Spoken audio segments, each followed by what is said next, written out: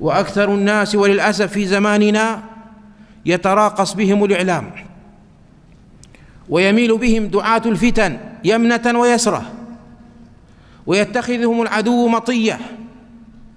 هذا يقوم خطيبا ويفتات على الولاة ويطالب بتجيش الجيوش وفتح الحدود، والآخر يصم من يعارض حماقتهم وحماستهم بالنفاق، وهذا يلعن الجيوش العربية ويتمنى زوالها أسوة بالطوس وابن العلقمي حين دمروا بمكرهم جيش الخلافة العباسية ومهدوا الطريق للتتار ففعلوا الأفاعيل بأمة الإسلام.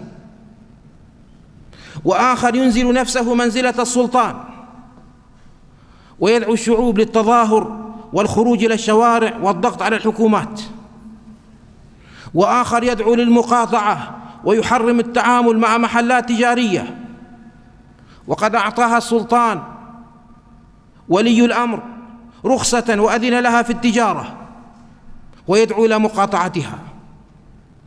وآخر يقول لو غاب الحكام العرب عن بلادنا أسبوعا لصلينا اليوم الثامن في القدس. هل يقول هذا عاقل؟ الناس لو غاب عنهم السلطان ليلة واحدة لأكل بعضهم بعضا. ولذلك كان العلماء يقولون 60 سنة مع إمام جائر خير من ليلة واحدة بلا إمام.